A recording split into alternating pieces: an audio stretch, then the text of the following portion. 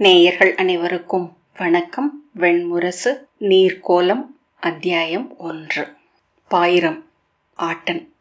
கதிரவனே, விண்ணின் ஒளியே, நெடுங்காலம் முன்பு உன் குடிவழியில் வந்த பிருகத்பலத்வஜன் என்னும் அரசன் 12 மனைவியரையும் 100 மைந்தரையும், காவல் செறிந்த அரண்மனையையும், எல்லை வளரும் நாட்டையும், தன் மூதாதையரின் நீர்க்கடன்களையும், தன் பெயரையும் துறந்து காடேகி முனிவர் செறிந்த தவக்குடில்களில் வாழ்ந்து உன்னை தவம் செய்தான்.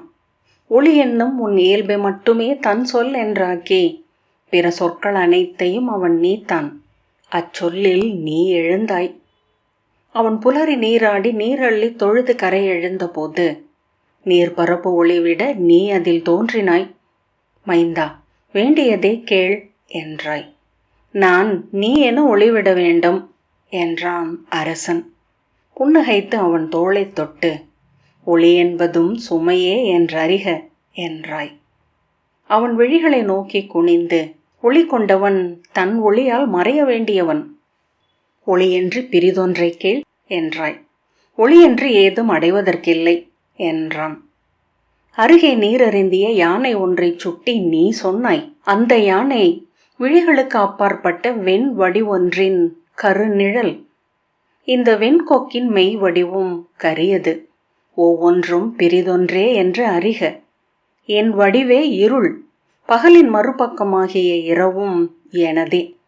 திகைத்து நின்ற அரசனின் கைகளை பற்றி, உன் மறுவடிவை காட்டுகிறேன், வருக என அழைத்துச் சென்றாய். சுனையின் நீர்ப்பரப்பில் தன் பாவை ஒன்றை கண்டான். அலறி புடைத்து கரை ஏறி ஓடி நின்று நடுங்கி, எந்தையே, இதென்ன என்று கூவினான். அவனே நீ அவன் நிழல் என்றாய். அவ்வுருவம் உடல் உருகி விழைந்து கொண்டிருந்தது. உடைந்த மூக்குடன் சிதைந்த செவிகளுடன் பாசி பிடித்து நீரடியில் கிடக்கும் கைவிடப்பட்ட கற்சிலை என. என் இறையே, ஏன் நான் அவ்வண்ணம் இருக்கிறேன் என்று அரசன் கூவினான். இங்கு நீ செய்தவற்றால் அவ்வண்ணம் அங்கு, அங்கு அவன் செய்தவற்றால் இவ்வண்ணம் இங்கு. பொலியும் உடல் அவனுக்குரியது, கருகும் அவன் உடலே நீ ஏட்டியது என்றாய். எங்கிருக்கிறான் அவன், எங்கிருக்கிறேன் நான் என்று நெஞ்சு கழுழ கூவினான் அரசன். இங்குள்ள நீ மைந்தருக்கு தந்தை, அங்குள்ள நீ தந்தையரின் மைந்தன் என்றாய். கண்ணீருடன் கை நீட்டி அரசன் கூறினான். மைந்தர் தந்தையின் பொருட்டு துயர் கொள்ள அது பழி அன்று, ஊழ். மைந்தரால் தந்தையர் துயர் கொண்டால் பழி என்பது பிரிதொன்றில்லை. புன்னகைத்து நீ சொன்னாய். நீ அவ்வுருவை சூடுக, அவனுக்கு உன் உரு அமையும். அவ்வாறே, ஆம் அவ்வாறே என்றான் அரசன். ஆம் ஆம் ஆம் என்றது தொலைவான் பறவை ஒன்று. நீர் இருள சுனை அணைந்தது. குளிர்காற்றொன்று வந்து சூழ்ந்து செல்ல மீண்டு தன்னை உணர்ந்து அவன் தொழுநோயுற்றவனானான். விரல்கள் மடிந்திருந்தன, செவிகளும் மூக்கும் உதிர்ந்து விட்டிருந்தன. தடித்த உதடுகளிலிருந்து சொல் எழவில்லை. விரல் மறைந்த கால்களை தூக்கி வைத்து மெல்ல நடந்து தன் குடிலை அடைந்தான். வேள்வி சாலையிலும் நூலூர் அவையிலும் அவனை புறந்தள்ளினர். அருந்தவத்தோரும் அவனை கண்டு முகம் சிறுத்தனர். அவன் முன் நின்று விழி நோக்க கூசினர் மானுடர். இல்லறத்தோர் அவனுக்காக ஈயவில்லை. எந்த ஊரிலும் அவன் காலடிபட கூடவில்லை. உருகியுதிரும் உடலுக்குள் அவன் முற்றிலும் தனித்தமைந்தான். ஈட்டுவதும் இன்புறுவதும் இன்றென்றும் இங்கென்றும் உணர்ந்து ஆடுவதும் உடலே என்று அறிந்தான். உடல் என்று தன்னை உணர்வதில்லை அகம் என்று அன்று தெளிந்தான். நாளும் அந்த நீர்நிலைக்கு சென்று குனிந்து தன் ஒளிமுகத்தை அதில் நோக்கி உவகை கொண்டான். பின்பு ஒவ்வொரு நீர்ப்பரப்பிலும் தன் முகமும் அம்முகமும் கொள்ளும் ஆடலை அமர்ந்து நோக்கி கொண்டிருந்தான். தன் முகம் முழுத்து அதுவென்றாக, அம்முகம் உருகி தானென்றாக, எது எம்முகம் என்று மயங்கி நெளிய முகமென்றாவது தருணமே என்று அறிந்தான். சுடர் முகத்தோனே, ஒரு நாள் புலரியில் விண்ணுலாவ எழுந்த நீ உன் தேவியரை துணை கழைத்தாய். இளிவரலுடன் விலகினர் அரசியர். துயரன்றி அங்கு ஏதுள்ளது என்றாள் பிரபை. தனியரன்றி பிறரை கண்டதில்லையே என்றாள் சரண்யை.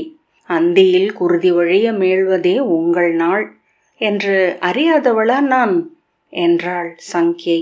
இருளில் ஒளிகையில் நான் அல்லவா துணை என்றாள் சாயை.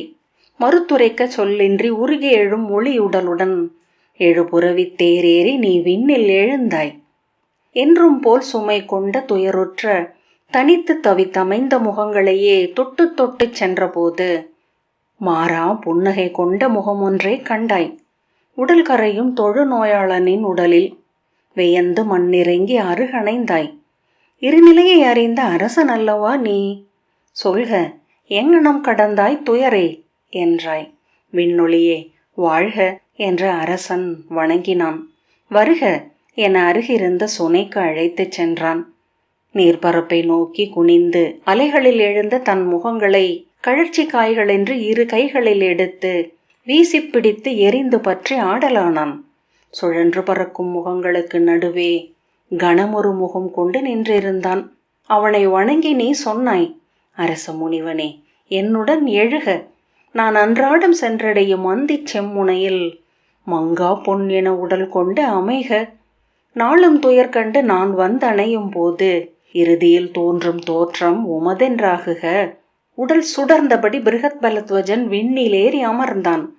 அந்திச் செவ்வொளியில் முகில்களில் உருமாறுபவன், நீர்களில் கோலமாகின்றவன், பறவைகளால் வாழ்த்தப்படுபவன், முதல் அகல் சுடரால் வணங்கப்படுபவன் அவன் வாழ்க. கதிரவனே, அழிவற்ற பேரொளியே, நீரிலாடும் கோலங்கள் நீ.